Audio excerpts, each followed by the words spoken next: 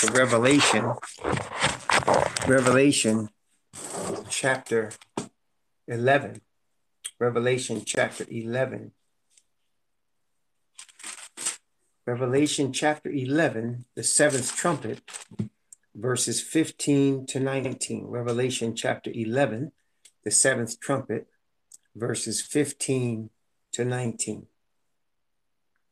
And the seventh angel sounded, and there were great voices in heaven saying, the kingdoms of this world are become the kingdoms of our Yah and of his Messiah, and he shall reign forever and ever.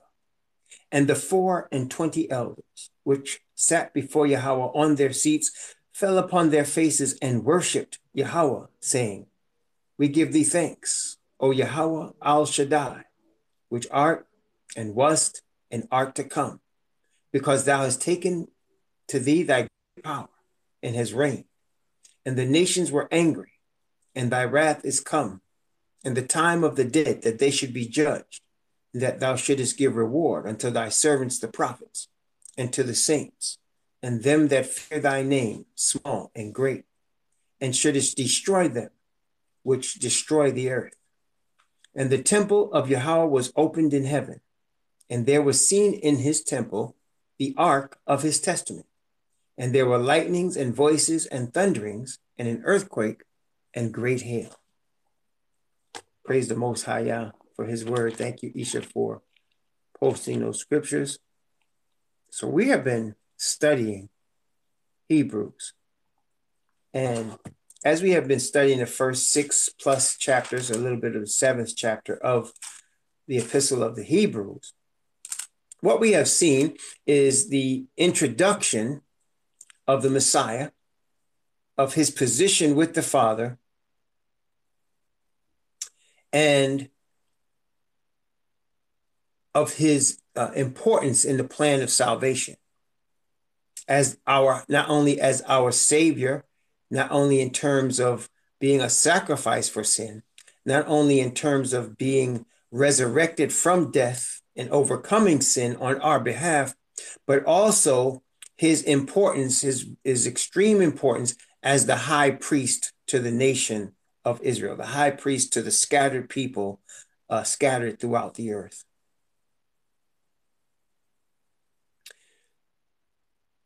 In Deuteronomy, well, let me give a little backdrop here. The Most High has set about several sets of laws for his people.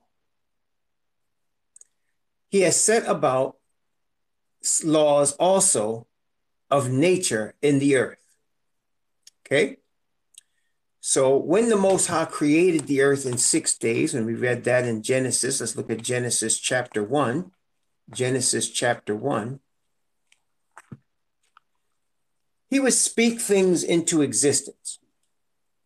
And as he spoke things into existence, they existed in the way that he wanted them to exist, in terms of the day and the night and the stars and the oceans, the waters and seas and the land and the animals. He set them into existence, and he set them on the earth. And this is what we call nature, right? Nature is what the Creator has made on the earth, right? And then he set them, and he gave them. He gave them how they were going to eat. For example, they're looking at Genesis chapter 1. Genesis chapter 1. I'm going to start at verse 23. And I'm going to read from verse 23 down to verse 27 in Genesis chapter 1. And the evening and the morning were the 5th day. And Yah said, let the earth bring forth the living creature after his kind, cattle and creeping thing, and beast of the earth after his kind. And it was so.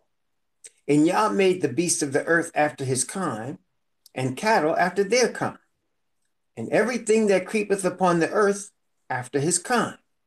And Yah saw that it was very good. And Yah said, let us make man in our image, after our likeness, and let them have dominion over the fish of the sea, over the fowl of the air, and over the cattle, and over all the earth, every creeping thing that creepeth upon the earth. So Yah created man in his own image. In the image of Yah created he him, male and female created he them. Okay, let's continue from verse 28 to verse 31. And Yah blessed them, and Yah said unto them, be fruitful and multiply and replenish the earth and subdue it, and have dominion over the fish of the sea and over the fowl of the air and over every living thing that moveth upon the earth. And Yah said, behold, I have given you every herb bearing seed, which is upon the face of all the earth, and every tree in the which is the fruit of a tree yielding seed, to you it shall be for meat. And to every beast of the earth, and to every fowl of the air, and to every living thing that creepeth upon the earth, wherein there is life, I have given every green herb for meat. And it was so.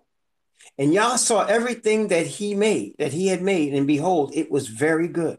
And the evening and the morning were the sixth day. So he created everything, and everything had a nature to it. Everything had an order to it. For example, we can still, even though with the rebellion of sin on the earth and how it has blighted and has disfigured what the Creator originally made into the earth, even though we are in this situation, we can still see some signs, some semblance of the order of nature. For example, deer, the wild deer, which is the venison that the people kill and eat sometimes. But the wild deer is by nature a vegetarian animal. It could be starving to death and it would never eat another animal. Why is that? Because that's how it was made from its creator. That's how it was made. It was not made to eat other animals. It was not made to survive on other animals. It was made to eat vegetation. That's just how the animal was created.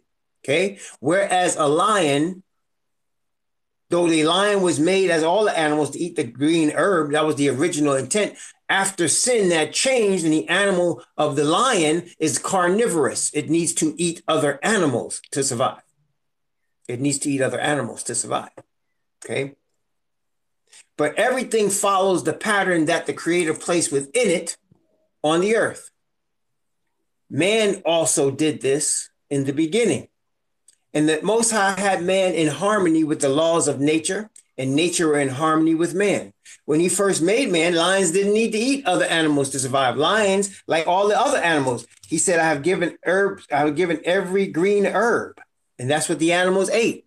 And man ate a fruit-based diet, things that had seeds inside of it, that grew on trees, as it had seeds that bore fruit. He gave that to man to eat. And so he had laws of diet, laws of nature. He also gave man the Sabbath, the seventh day, which he created, which is a space of time to give honor to the Creator, to honor the Creator for what he had done in creating man and in creating all the things on the earth. He gave him the Sabbath, a 24-hour period of rest, which is a 24-hour period of appreciation for what the Creator has done. He made that, and this was all, again, perfect harmony, perfect symmetry. Everything obeyed what it was created to obey and do what it was supposed to do. Then sin entered the scenario and changed everything. Changed man's diet, changed the animal's diet, changed the way the earth moved, changed the way the seasons acted, changed the way everything interacted with each other, and brought fear and death and pain and war on the planet Earth. But that did not stop the fact that the Creator did make laws to govern nature and man. Okay, he made laws to govern nature and man. And what people do is, because of the confusion of sin, because of man also, as we know, trying to be God, which is started in the Garden of Eden with sin, man trying to be God, and continues. Because of that, there's confusion on the earth. And in the man's desire to be God, he disregards the laws that the Creator brought forth. And in Satan's deceitful desire to try to reign over man and be the ultimate God of man, he brings forth much confusion in terms of Yah's laws. Because as we know, the enemy, the deceiving spirit of Satan, seeks to misrepresent Yah and misrepresent his character, misrepresent his righteousness, misrepresent his intent, misrepresent everything about him in a very ugly, a very lying and deceivable way. And in this confusion that the deception brings, he has begun to make people think that Yah's laws don't exist anymore, that they are irrelevant. The laws of nature have been perverted through man's greed, through man's desire for power, through man's desire to be God. The laws of diet have been perverted and changed. Also, later on, after this, he called forth a man named Abraham. This man, Abraham, became known as a friend to the Creator. This man, Abraham, trusted the Creator and believed him, and his trust and belief was accounted unto him for righteousness. Trust and belief in the Creator. And the Creator promised this man that he would make of him a great nation, and that the nation that he would make of him would be a chosen people because he himself had been chosen. Now, when he made these people, they, of course, went through a history. They had a history. Abraham had a son that was also part of the chosen named Isaac or Yishak. Yishak had a son. Well, he had two, but the one that was chosen was Yaakov, who later became known as Israel. And the children that Yaakov had, who later became known as Israel, were 12 sons and a daughter. And the 12 sons each became a tribe of his nation, Israel, which was chosen because of the choosing of Abraham, their father. Now, when he did that, when the Most High created this nation, they were in a captivity for a couple of centuries in Egypt. They were in captivity in Egypt. We know the story. He delivered them out of the midst of Egypt. And once he did that, he was going to reintroduce himself to them as the Creator and as the God of their father, Abraham, Isaac, and Jacob. Okay? And in doing that, that's where he sets them up after he delivers them from Egypt, after the miracles and the plagues that were wrought on in Egypt, and after he delivers them through his servant Moses, he brings them to the mountain of Sinai. He brings them to the mountain called Sinai. And there he's going to introduce them to himself with a covenant. With a covenant. The covenant is commonly referred to as the Ten Commandments. But what most people don't recognize or don't know or didn't read or haven't studied is that that wasn't the only thing that the Creator gave to the nation of Israel when he met with them on Mount Sinai. Okay? That wasn't the only thing. Let's look at it in Deuteronomy. Let's look at it in Deuteronomy chapter 5. Deuteronomy chapter 5. Let's look at Deuteronomy chapter 5.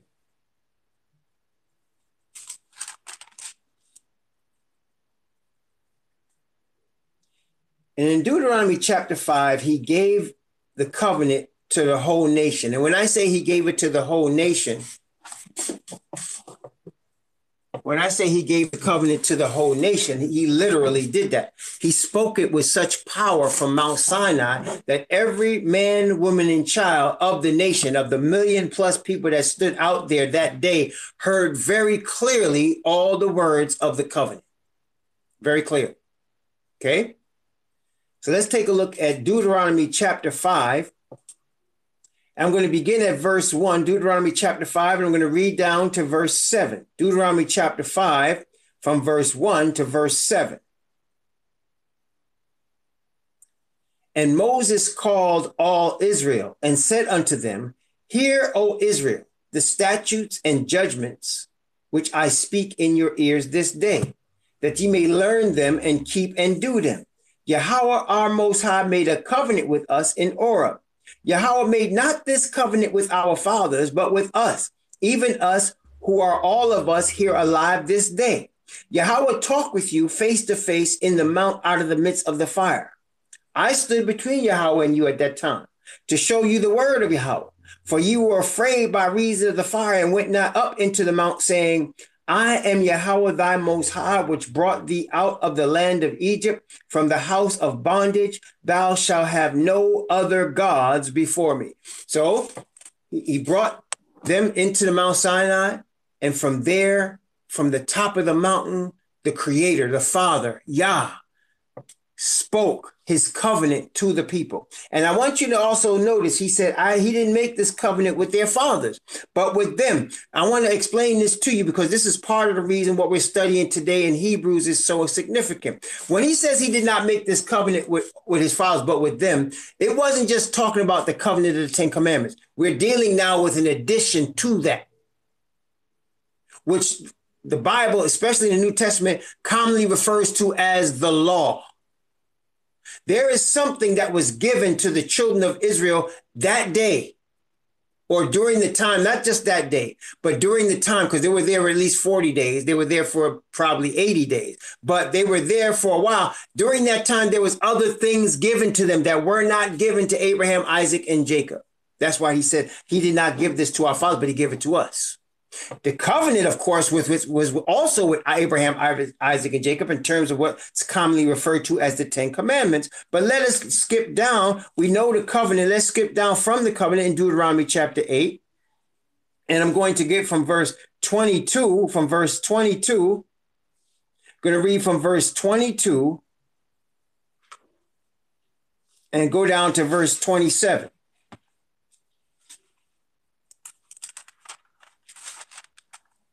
Deuteronomy chapter 5, verse 22 down to verse 27. Notice what it says. These words Yahweh spake unto all your assembly in the mount out of the midst of the fire of the cloud and of the thick darkness with a great voice. And he added no more. And he wrote them in 2 tables of stone and delivered them unto me. And it came to pass when ye heard the voice out of the midst of the darkness, for the mountain did burn with fire, that ye came near unto me, even all the heads of your tribes and your elders. And ye said, Behold, Yahweh our Most High have showed us his glory and his greatness. And we have heard his voice out of the midst of the fire. We have seen this day that Yah doth talk with man, and he liveth. Now, therefore, why should we die? For this great fire will consume us. If we hear the voice of Yahweh our Most High any more, then we shall die. For who is there of all flesh that had heard the voice of the living Most High speaking out of the midst of the fire as we have and lived? Go thou near and hear all that Yahweh our Most High shall say, and speak thou unto us all that Yahweh our Most High shall speak unto thee, and we will hear it and do it. So after he gave them the covenant of the 10 commandments and they all heard it, they came to Moses and said, listen, man, okay, we got the covenant now. Anything else he needs to tell us, let us speak through you. You go up there and listen to him, bring it back to us, and we'll do exactly what he said. Because if we keep hearing his voice with this power and this fire, we're afraid we're going to all be consumed. And then we're going to read later in the book of Hebrews that when he thundered, that voice thundered from the mountain, even Moses said, I exceedingly quake and fear and quake, because there was such a powerful situation. Never, ever in the history of the earth had the Most High spoke to a people that way, ever. He's only spoken to one people that way. That's our fathers. In terms of thundering his covenant out there like that for them to hear the way they heard it. You understand? He's never did this to anybody before or since. Only to the Israelite people. And he said he called all Israel. And he talked about their fathers, signifying or telling the fact that this covenant was not made with any other nation. He did not give the 10 commandments to everybody. He started it with Adam, yes. But when man sinned, it went straight to a chosen man in Abraham, and through him, his nation, Israel. And no other nation has ever been called like this, ever. And he spoke his covenant to them. So then they came to him and they said, listen, you go up there and you go up in the mountain and you talk to him. If he got more to say to us, let him tell you. And then you come back and tell us. So let's continue reading here. Deuteronomy chapter 5 from verse 28 down to verse 33. Deuteronomy chapter 5 from verse 28 down to verse 33. And Yahweh heard the voice of your words when ye spake unto me. And Yahweh said unto me, I have heard the voice of the words of this people, which they have spoken unto thee. They have well said all that they have spoken. Oh, that there was such an heart in them, that they would fear me and keep all my commandments always, that it might be well with them and with their children forever. Go say to them, get you into your tents again. But as for thee, stand thou here by me, and I will speak unto thee all the commandments and the statutes and the judgments which thou shalt teach them, that they may do them in the land which I give them to possess it. Ye shall observe to do therefore as Yahweh your Most High have commanded you. Ye shall not turn aside to the right hand or to the left. Ye shall walk in all the ways which Yahweh your Most High have commanded you, that ye may live, and that it may be well with you, and that ye may prolong your days in the land which ye shall possess. Now, I want to just say this before we continue. What we're studying today is so deep, so very deep on so many levels. It is impossible for me to really break down everything that this signifies of these things that we're going to be studying. I'm going to do my best because we're limited into just what we're looking at it in terms of what it means in Hebrews chapter 7, which is a blessing because it is so deep on so many levels. Okay, so bear with me. And this is one of these things you're going to have to go back and study again and look at it again and study it deeper with the Father for yourself. Okay, because this stuff is getting more deep. So for what we got so far, what we see so far, the Father called this one nation. He called them in such a way that he snatched them from the midst of another nation. They were in the midst of another nation, and he snatched them out of the midst of that nation. And he told them that he's chosen them as a special people to himself above all the people of the earth. Why? Because of Abraham. Because of Abraham. He said, I've chosen you above all the people of the earth. Why? Because Abraham was my friend, my servant, and stood in my righteousness. Therefore, his children are mine. Okay. Now let's go back to Exodus again. Let's go back to Exodus. So now let's get this picture for a second now. The Most High comes down on Mount Sinai. And he comes down on Mount Sinai and he thunders. He thunders the 10 commandments out to the nation of the children of Israel, who are the children of Abraham. Okay. He thunders that out. They got that. They received that. Okay. Then he tells Moses, okay, I want you to come up and stand by me, and I'm going to give you statutes and judgments for them to keep. And I want you to go back and tell them what I've shown you. Okay. And he begins even in chapter 20 after the 10 commandments. Notice Exodus chapter 20. Exodus chapter 20. And let's start at verse 18 of Exodus chapter 20. The covenant ends at verse 17. And then verse 18 now, Moses is speaking with the Most High, and the Most High is now giving him information for the nation. And what he's doing at this situation right here, what he's doing, he's actually creating a constitution which would govern the nation. The constitution started with the covenant of righteousness between the nation and the creator. But it would not just be that. There would be additional things that would be given to the nation to create the nation, okay? No nation exists without laws. You understand? No nation exists without laws. And the nation of Israel is no different. And so they're going to have laws, statutes, judgments, and commandments which would govern them as a nation. Okay. So let's look at Exodus chapter 20. Let's read from verse 18 down to verse 26. Exodus chapter 20, from verse 18 down to verse 26.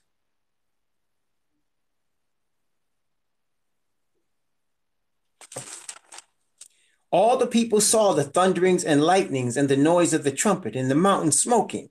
And when the people saw it, they removed and stood afar off. And they said unto Moses, Speak thou with us, and we will hear. But let not Yah speak with us, lest we die.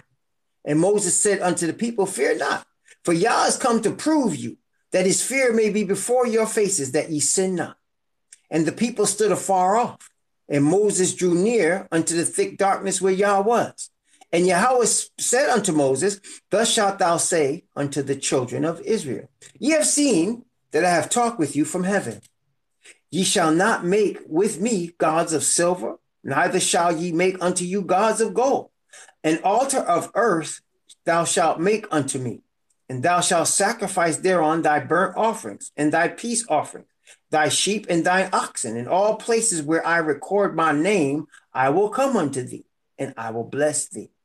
And if thou wilt make me an altar of stone, thou shalt not build it of hewn stone. For if thou lift up thy tool upon it, thou hast polluted it. Neither shalt thou go up by steps unto mine altar, that thy nakedness be not discovered thereon. So he starts off telling him about worshiping him in terms of building an altar, right? He starts off and he's telling them not that he's reiterating. I don't want no other gods. Don't even start talking about no other gods. There's no other God. I'm showing you myself here. I'm revealing myself to you. I'm revealing me. That's what he was doing. He's revealing himself in his covenant, because that's a representation of his character. He's revealing himself. And it's really deep, brothers and sisters. Like when you get ready to fall in love with somebody, one of the things that you do when you really love somebody, you're vulnerable, because you're revealing yourself to that person. You can be hurt. You understand? Testing 1, 2, 3. When you really love somebody, eventually what you're going to do is you're going to be vulnerable, because you're trusting that person with your heart. And you hope that they trust you with their heart. Truth is also pain. So the Most High was revealing himself to Abraham's children and showing them, this is who I am. This covenant with me that you're making with me, this is representing me. This is him.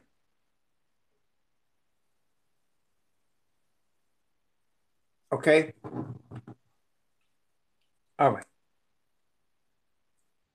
So then he continues in chapter 21 and in chapter 22, and he starts to give them statutes which help them deal with each other and which help them in a nation that was going to be an established nation. Now, this is actually what we're looking at in these chapters is actually 40 years before they actually went into the land.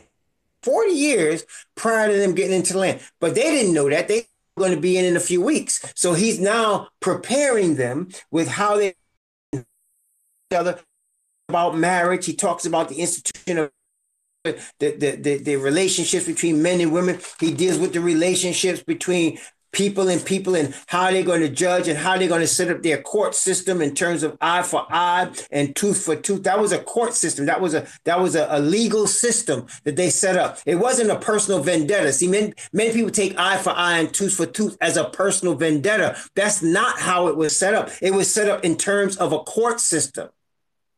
He was setting up punishments. He was giving the judges, this is how you're going to administer fairness among the people. This was not a personal vendetta. He was not setting up eye for eye. That's why Messiah later came and said, it has been said, eye for eye and tooth for tooth, but ye shall not do that, because they were trying to make it a personal vendetta. The Most High had them go to judges first and let the judges decide how things were going to be meted out. When they were an independent nation, when Messiah came, they were no longer an independent nation. They were under the control of Rome. They could not follow those rules the way they did as an independent nation. And they were under the control of Rome because they started worshiping other gods, and they were being rebellious against the Most High and starting to create their own brand of righteousness. Therefore, he allowed the Romans to control them. Okay.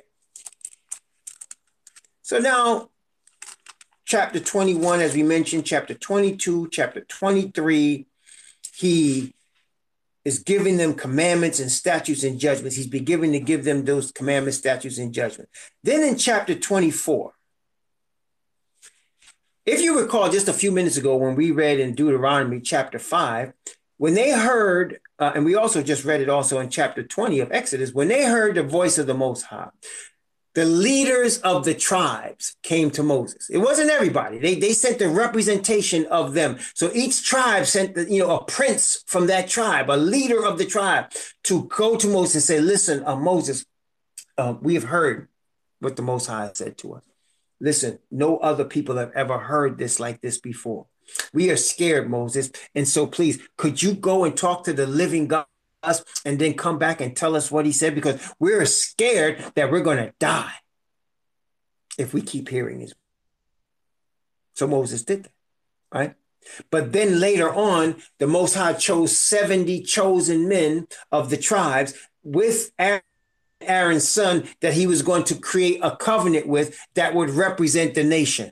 Okay, because the nation is over 1 million people. Okay, no one man is going to sit there and sprinkle blood on 1 million people. You understand what I'm saying? Testing 1, 2, 3. No one man is going to sit there and sprinkle blood on 1 million people. You understand? So he takes these 7 with Aaron, and he's going to make a covenant with the 70. And the 70 are going to represent the 12 tribes. So let's go to Exodus chapter 24. Exodus chapter 24. And let's go from start at verse 1 and go down to verse 7.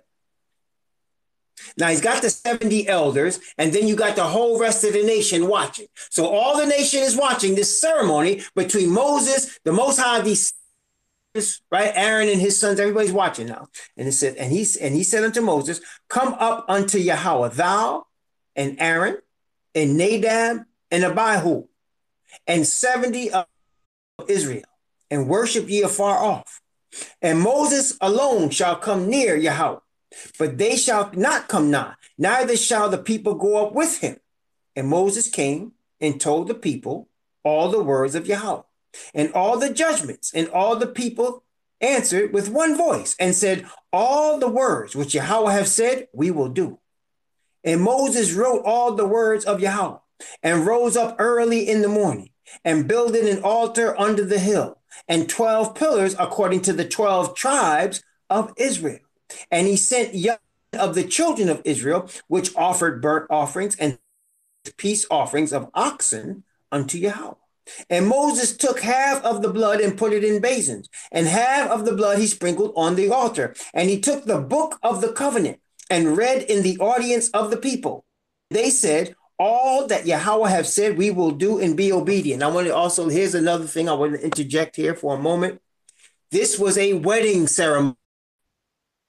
I know y'all think that's crazy, but that's what it was. You know, 2 people get together, right? And they decide, I'm going to be faithful to you until death. And they both say that, right? They both say that. I'm going to be faithful to you until death. A lot of people say that, but we know what happens in the real, right? First of all, look, listen carefully. You get 2 people together, right? And they believe the same thing, and they have the same goals, and they have the same aims, and they believe the same thing. They have the same goals and aims in life. They are together in their future plans. They are of one accord. If you got 2 people like that, it would still be hell for them to stay together. Did you hear what I said? It's still going to be rough for them to stay together. That's if they like that.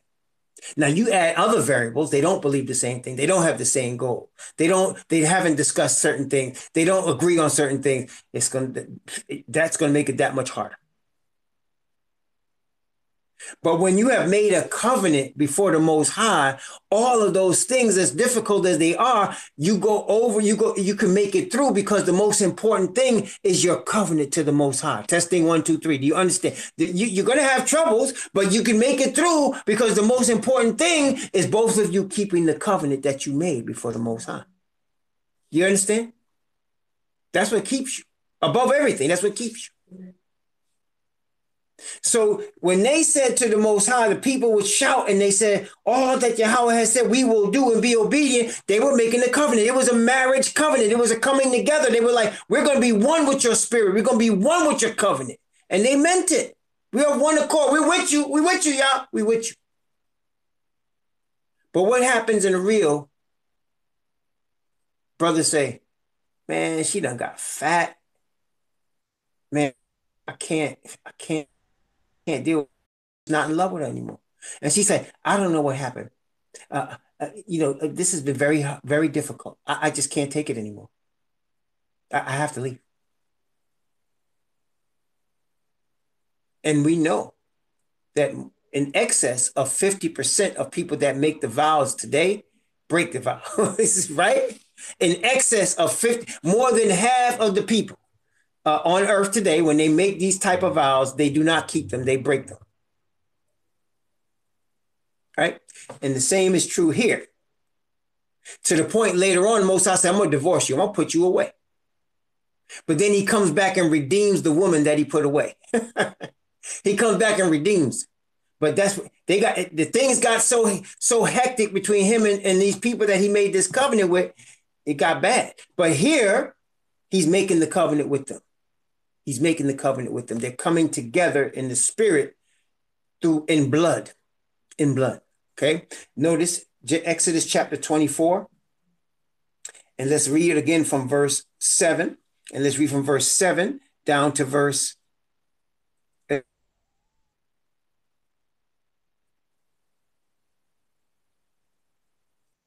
book of the covenant and read in the audience of the people.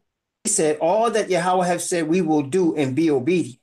And Moses took the blood and spread it on the people and said, behold, the blood of the covenant which Yahweh hath made with you concerning all. Then went up Moses and Aaron, Nadab and Abihu, and the 70 of the elders of Israel, when they saw the Most High of Israel under his feet, as it were, paved work of a sapphire stone, and as it were, the body of heaven in his clearness. And upon the nobles of the children of Israel, he laid not his hand. Also, they saw Yah and did eat and drink. So they saw something up there. It says they saw him. And they ate and drank, had made a covenant in blood with him. Okay? Read from verse 12 down to verse 8. And Yahweh said unto Moses, come up to me into the mount and be the stone and a law and commandments which I have written, and that thou mayest teach them. And Moses rose up, and his minister Joshua. And Moses went up into the mount of Yahweh. And he said unto the elders, tarry here for us until we come again unto you. And behold, Aaron and Hur are with you. If any man have any matters to do, let him come unto them. And Moses went up into the mount, and the cloud covered the mount. And the glory of Yahweh abode upon Mount, covered it 6 days. And the 7th day he called unto Moses out of the midst of the cloud. And the sight of the glory of Yahweh was like devouring fire on the top of the mount in the eyes of the children of Israel. And Moses went into the midst of the cloud and got him up into the mount. And Moses mount 40 days and 40 nights. Now, they've received the covenant. He gave them some statutes and judgments also. He wrote down the words of the covenant on a paper, in a book, a scroll. And he took the blood and he sprinkled it, representing the Most High, and he sprinkled it on the people. They were now going to be one. Then he wasn't finished. He's going to add to it a law. What law? Let's look at chapter 25. Exodus chapter 20, going to begin at verse 1. Going to begin at verse down to verse 1 and down to verse 9, Exodus chapter 25. And Yahweh spake unto Moses, saying, speak unto the children of Israel that they bring me an offering. Of every man that giveth willingly with his heart, ye shall take my offering. And this is the offering which ye shall take of them: gold and silver and brass and blue and purple and scarlet and fine linen and goat's hair and ram's skins dyed red and badger's skins and shittim wood, oil for the light, spices for anointing oil and for sweet incense, onyx stones and stones to be set in the ephod and in the breastplate. And let them make me a sanctuary that I may dwell among them. According to all that I showed thee, after the pattern of the tabernacle and the pattern of all the instruments thereof, even so shall you make it. This is an additional law that he was given to Moses.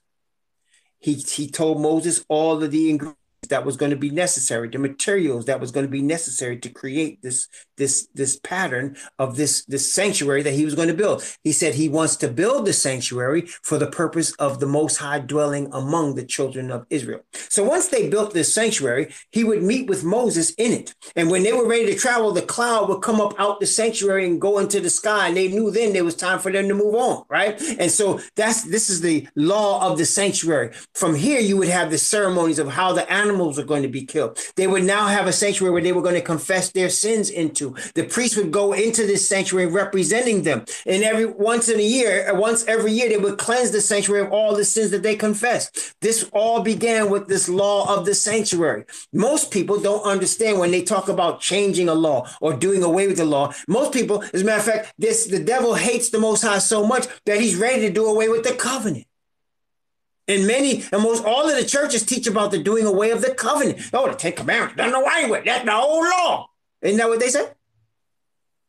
We can now eat anything. We can eat pigs and we can eat anything we want to eat, blood, whatever. Because it's all clean now, because of Jesus. Right? So in their zeal to misrepresent and to deceive the people that want to follow the Most High, and their zeal to misrepresent the Father and the Messiah, and their zeal to put away the true children of Israel and try to replace them with heathen, and their zeal to do all this, they didn't pay attention. No, he's never doing away with the covenant. Just like when you say till death do us part, what is that, temporary? When two people say till death do us part, is that temporary? Or is it supposed to be until death? Well, here they said all that Yahweh have said we will do and be obedient. How is that temporary? How is that not forever? They're making the covenant with the creator that lives forever. You telling me it's a temporary? No. That don't even make sense. Look. So here, later on, he's telling Moses, I want you to create this sanctuary because I want to dwell among the children of Israel.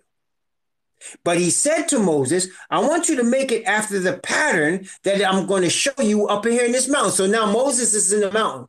The Most High is showing Moses in 3D, in a paramedic, what's what I'm looking for? In a 3D view in the sky. Panoramic is the word I'm looking for. Panoramic view. He's showing them the pattern of what he's going to make. He's showing them the measurements. He's showing them how it's going to be made. And the pattern is a copy of something that was already done permanently by the Most High. So therefore, let's check this out now. So he's making a sanctuary for Moses. So that Moses, he told Moses, I'm going to dwell among the children of Israel in this sanctuary. But this sanctuary is simply a copy of a permanent one. Y'all following me so far? So you're going to put all of this stuff together and I'm going to make a sanctuary. I'm going to dwell among you. You're going to do sacrifices and all that in it. But by virtue of it being a copy, it tells you it's what? Temporary. By virtue of it being a copy, because you got the original. The original is forever. It's not going to move. It was not made with men's hands. The original sanctuary was made by the Most High himself. And so he's giving Moses, he's like, I want you to make it after this pattern. Therefore, at some point, this earthly sanctuary would not be needed anymore because you're going to have a heavenly one that's going to rest on the earth. Does that make sense, brothers and sisters? And that's why when we talked about the children of Israel going into the promised land, and the apostle said, if Joshua had given them rest, then he would not afterward have spoken of another day. In other words, there wouldn't be no future kingdom necessary to speak about if when Joshua brought them in there, that was it. They were permanently there and they would never leave again and there would never be any need for any other movement, right? But that's not the case. In other words, even their entering into the promised land was going to be temporary, Because of their sin, they were going to be scattered. The prophets gave them the word. You're going to go in here, you're going to serve Yahweh, but then you're going to go against him, you're going to rebel against him. He's going to scatter you all over the earth. And then at the end of time, in the latter days, he's going to bring you back to your own land. So they were coming into the land of Canaan. They were coming into the promised land, but it was going to be temporary. They were going to be scattered from there, and they were going to be brought back later. This sanctuary that Moses was told to make, where they would make sacrifices, where they would confess sin, it was temporary. There was going to be a permanent one later on. Even Aaron himself and his sons, after the order of Aaron, there was going to be that they were the priests to the Most High on this earthly sanctuary, but the heavenly one has a higher priest, somebody greater. Y'all with me so far? Testing 1, 2, 3. Everybody got this? Now, the covenant serves the same purpose. It is a marriage between the Creator and his chosen people. The chosen people through that covenant should show forth the righteousness of their Creator to the rest of the earth. All the heathen should know who the Creator is, right? They should know who the Creator is by beholding the witness of his people. And that's why he said in Exodus chapter 19, look at this, Exodus chapter 19,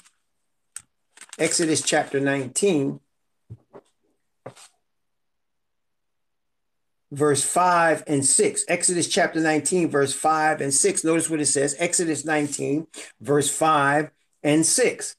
Now, therefore, if ye will obey my voice, Yah is telling through Moses, if you will obey my voice indeed and keep my covenant, then ye shall be a peculiar treasure unto me above all people. For all the earth is mine, and ye shall be unto me a kingdom of priests and a holy nation.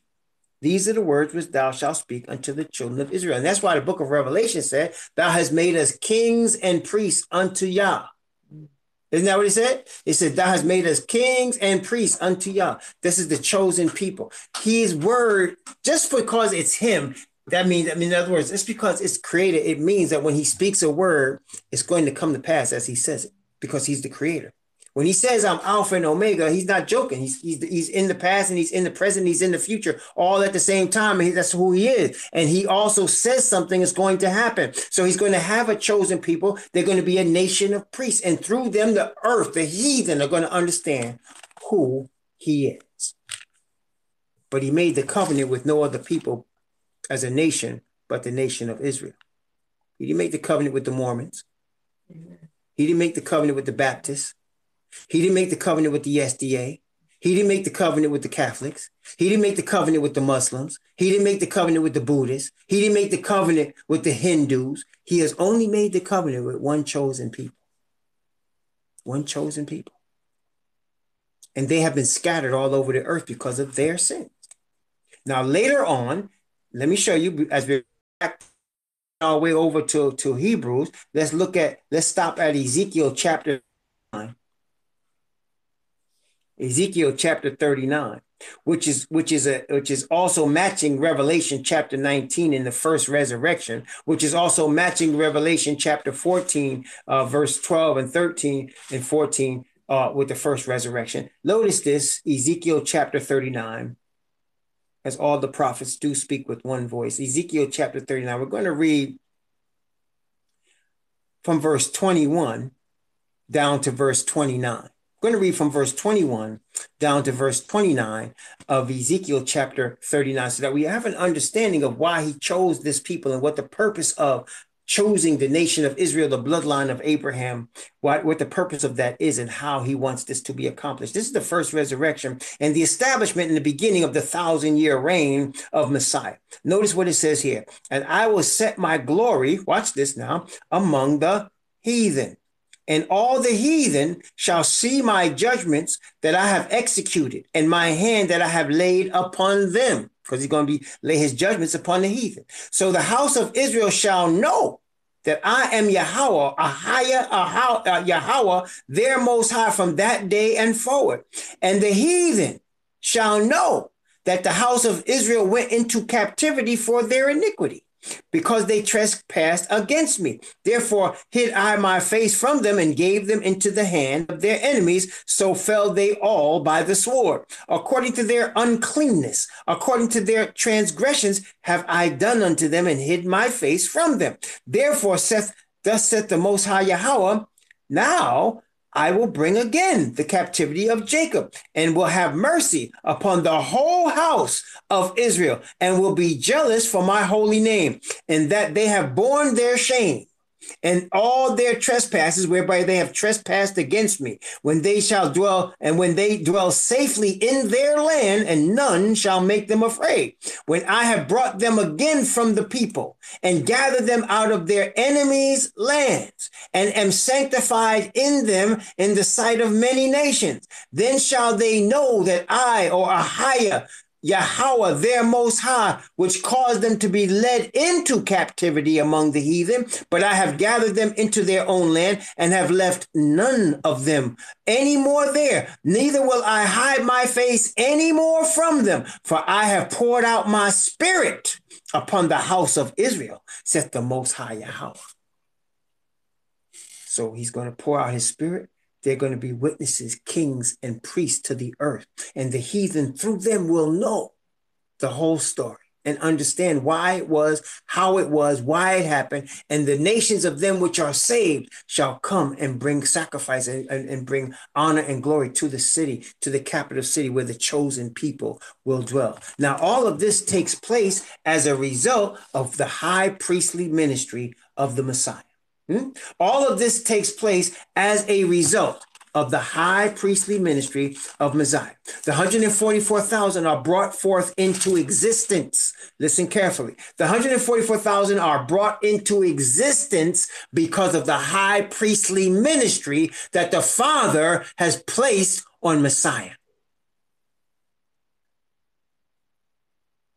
When Moses was alive and on the earth, I mean, he's alive now, but when he was on the earth and he was leading the children of Israel and they made that temporary sanctuary, all of that was a sign or a type of what was coming later. The covenant between the Most High and the Israelite people was serious. It was deadly serious, but it was a sign or a type of the covenant that the Most High is making between us who are alive right now and himself, going forward into the future, very short future, when the kingdom, the eternal kingdom, is going to be established. The eternal kingdom of Messiah. The kingdom which Daniel said will last forever, even forever and ever. And he said the saints shall take the kingdom and possess the kingdom forever, even forever and ever. That's pretty sure. So now let's go to, but now because the children of Israel did not understand everything that I just said to you. They didn't understand that those sanctuary services were temporary. Therefore, because we know that the Bible says what the Most High does, he does forever and nothing ever changes from it. He doesn't change. So he made that and they're like, okay, we're going to be doing this forever. But they didn't understand that this was a sign of Messiah. And it was a sign of the permanent sanctuary that the Most High has built with his own hands in the third heaven. Okay, so let's take a look here. Last night we studied about Melchizedek, the king of righteousness, who is the king of peace. And we talked about him and how Abraham bowed himself before him and how Abraham gave him that reverence because he is the spirit of the Father made flesh. He's the spirit of the Father made flesh. In other words, he's a type of Messiah because what? He is the word made flesh. When you want to think of Melchizedek, I mean, I make it easy when I say, yeah, he's the Father, but it's more than that. He's the word of the Father in spirit made flesh. He wasn't born of a man or a woman, no. He was just the Father himself made flesh in the spirit. I know that's hard for people to see, but the Father will bring that to us all clearer as time goes on. But let's continue. Let's start in Hebrews chapter 7. Let's start at verse 11. And let's go from verse 11 down to verse 15. Hebrews chapter 7 from verse 11 to verse 15. If therefore perfection were by the Levitical priesthood, for under it the people received the law, what further need was there that another priest should rise after the order of Melchizedek and not be called after the order of Aaron? For the priesthood being changed, there is made of necessity a change also of the law. For he of whom these things are spoken pertaineth to another tribe, which no man gave attendance at the altar. For it is evident that our master sprang out of Judah, of which tribe Moses spake nothing concerning priesthood. And yet it is far more evident that after the similitude of Melchizedek, there ariseth another priest. So he's trying to break this down for the people that's reading, for the reader, and he's saying Moses never spoke of a tribe other than Levi representing the Most High at the altar of sacrifice. So where comes this other priest? But then he says, but it's obvious the word does say that there's going to be a priest after the order of Melchizedek, right? She can't ignore that. He said that even though Moses never spake of a tribe of Judah having a priest, yet it is evident that there's going to be another priest because he said there's going to be a priest after the order of Melchizedek. So there's going to be another priest. Okay? Verse 16 and 17. Hebrews chapter 7, verse 16 and 17. Who is made not after the law of a carnal commandment, but after the power of an endless life. For he testifieth, thou art a priest forever after the order of Melchizedek. When he says a carnal commandment, let me break this down for you, because again, I'm very cognizant and very sensitive also of people trying to do away with Yah's law. Saying, no, I say it's a carnal commandment. Listen, when he speaks of the carnal commandment, he's talking about the order of Aaron. That's the carnality. It's got to be a fleshly order of Aaron.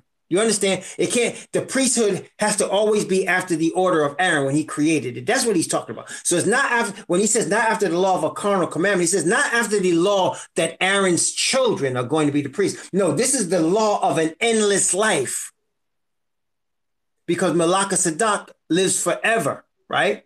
And so the priest that comes after the order of Melchizedek lives forever. And that's what Messiah said. He said, behold, I am he that liveth and was dead, he says in Revelation chapter 1. And he says, behold, I am alive forevermore. Amen. And have the keys of hell and of death. So now when he said it's not after the law of a carnal commandment, he said, no, not after the law of the bloodline of the order of Aaron. No, but this after the law of someone that has an endless life.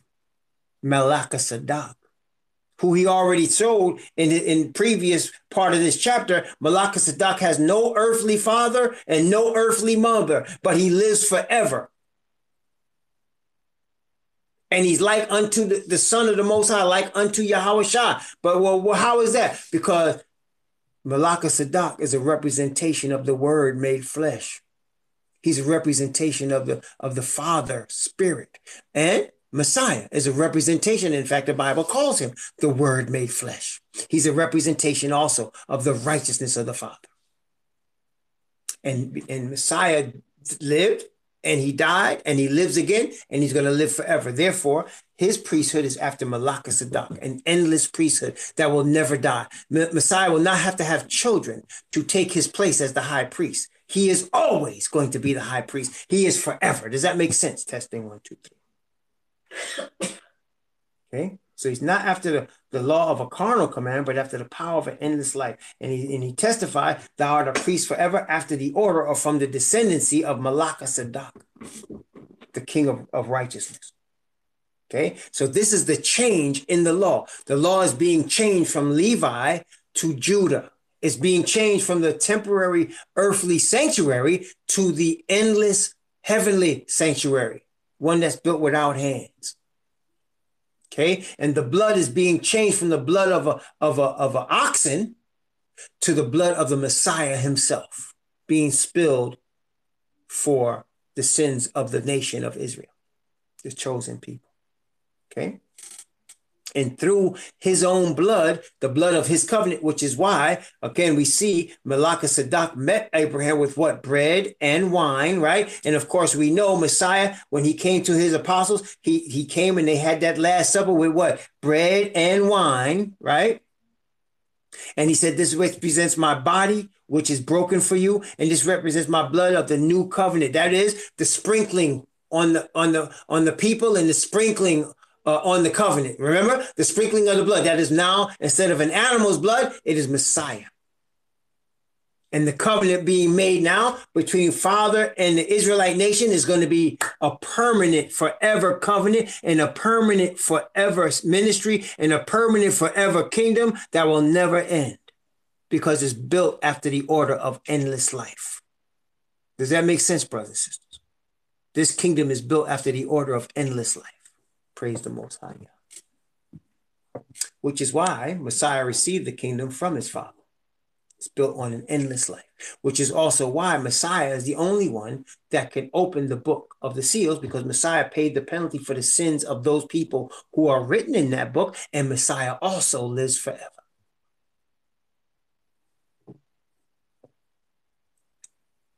Okay. Hebrews chapter 7. Hebrews chapter 7. Let's go from verse 18. Go down to verse 24. Hebrews chapter 7 from verse 18 to verse 24. For there is verily a disannulling of the commandment going before for the weakness and unprofitableness thereof. For the law made nothing perfect, but the bringing in of a better hope did, by the which we draw nigh unto Yahweh. And inasmuch as not without an oath he was made a priest, for those priests were made without an oath, but this with an oath by him that said unto him, Yahweh swear and will not repent, thou art a priest forever after the order of Melchizedek. By so much was Yahweh made a surety of a better testament or a better covenant. And they truly were many priests, because they were not suffered to continue by reason of death. But this man, because he continueth ever, has an unchangeable priesthood. So because death came upon the Levites and they kept changing the priest because of death, that was telling you it was temporary. But because Messiah will never die again, his priesthood is unchangeable. It will never change. It will never die. Does that make sense? Testing 1, 2, 3. And because of his unchangeable priesthood, he brings eternal life to all that take advantage of the priesthood by boldly coming into the throne of grace and receiving mercy and receiving Father's righteousness. That causes those that do that to live forever, because it's an unchangeable priesthood. It permanently gets rid of sin. Permanently gets rid of sin. Now, that's a concept that we have problems with. And I'll tell you why we have problems with the concept of permanently getting rid of sin. Let me tell you why. You and I have sinned against the Most High. We have, right? We've sinned against the Most High. We've done it many times. The problem is that what happens now, we come to the Most High because we are a repentant people. The Israelite nation, those that are going to be chosen to live in the kingdom with the prophets and the saints and with the Most High and Messiah, are repentant people. We receive the truth because we have come to the Father acknowledging our shortcomings, acknowledging our rebellion against him. We also come to him and receive truth and righteousness from him, right? So mercy and peace are met together, right? And mercy and peace are met together, and righteousness and truth have kissed each other, right? So now, okay, so now, because of that, we are repentant people. And because we are repentant people, Messiah gives us the blessings of eternal life through his high priestly ministry by taking away our sins. And so when we repent, he takes our sins from us. Right? We repent, he take our sins. Let's say your sin was, you like to have a lot of sexual partners, and you don't take care of none of the children that you have, or you're a neglectful parent, right? Maybe you're very selfish, right? So you repent of that. You bring it to the Most High. He forgives you. He takes your sin away from you through Messiah's eternal priesthood. But what happens? Asatan, listen carefully. Can you all hear me? Testing 1, 2, 3. I'm going to make sure you hear me. Are you ready? Testing. Okay, good. Listen. Asatan is permitted to bring your past sins back to your mind. He's permitted to bring it back to you as if you never repented of them.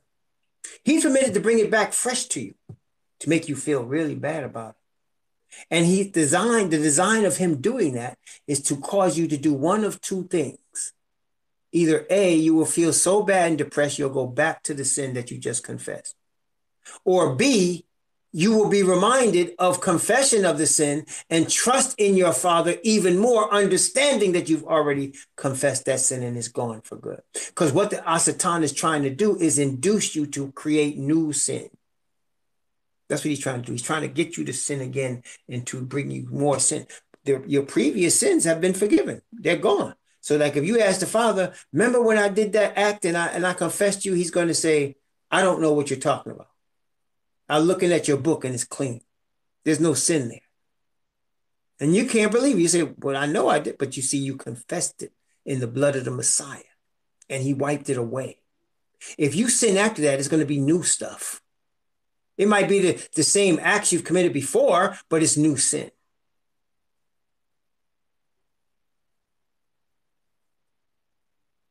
Because Satan is trying to induce you to go back to your old sin. The more you are strengthened in the faith of the Most High, the more you are strengthened in the righteousness that's given to you, the less you'll be prone to go back to where you fell before. And the Most High said he allows Satan to bring this to you because that's the only way you're going to permanently overcome it. The day you permanently overcome it is the day he brings it back to you and it doesn't shake you. It doesn't move you. It doesn't tempt you anymore.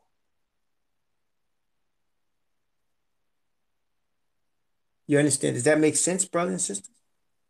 So Messiah is an unchangeable priesthood, a permanent priesthood where sins are gone permanently and perfection is gifted in righteousness, which is gifted to the saints. And that's why it had to be changed, or it had to, I like to say it evolved. Really, it evolved because he started with the Levitical priesthood, but then it evolved to the priesthood of Judah. And it was not something that happened accidentally. It was planned because Messiah is an eternal being. He's not going to die anymore. He's a living being that lives now and lives forever. And he's now interceding on behalf of Israel in preparation for the 144,000 that he's going to unveil to the earth, to different parts of the earth, unveil the 144,000. And they're going to be unveiled in power of the Father's Spirit. Remember what we just read in Ezekiel chapter 39, where he says, I have poured out my spirit on the house of Israel. Unfortunately, there are a lot of people that are looking at signs as if the Pope himself is a sign. The Pope is not our sign. Our sign is the Israelite nation, the 144,000. That's our sign. The righteousness that will be revealed. When Messiah came, the sign was him receiving the Father's Spirit. Remember, John asked for a sign. And when he came to be baptized, he was one of many. He didn't look any different from anybody else that came to be baptized. But when he got baptized, the Father's Spirit came down in the form of a dove upon him. And a voice was spoken that said, this is my beloved Son in whom I am well pleased. Hear him. That was the sign. It's the same going to be with the 144,000. The Father's Spirit will be so heavy upon them. When they speak, they're going to know this is not from man. This is from the Most High. Hebrews chapter 7. Starting at verse 22 and going down to verse 28 as we finish this chapter. Hebrews chapter 7 from verse 22 to verse 28. By so much was Yahushua made a surety of a better covenant. And they truly were many priests, but because they were not suffered to continue by reason of death. But this man, because he continueth ever, hath an unchangeable priesthood. Wherefore he is able to save them to the uttermost that come unto Yah by him, seeing he ever liveth to make intercession for them. For such an high priest became us, who was holy, harmless, undefiled, separate from sinners, and made higher than the heavens, who needeth not daily as those priests to offer up sacrifice, first for his own sins, then for the sins of the peoples. For this he did once, when he offered up himself. For the law maketh men high priests which have infirmity, but the word of the oath, which was since the law, maketh the Son, who is consecrated forevermore. See? So the law of the sacrifices he's talking about, it's limited because people die. Because the people that minister die, but the high priestly ministry of the Messiah never dies. It's eternal. And the people that come to the Messiah, he's there for us always. He's there for us. So we can come to him and he makes us clean. And the more we come to him, that's why he says he's able to save to the uttermost. That means no matter what your problem is, no matter what your situation, no matter what this dirty, filthy earth has put on you, no matter what filth has come out of you, no matter what filth you're practicing, he can overcome it all as you come to him with it.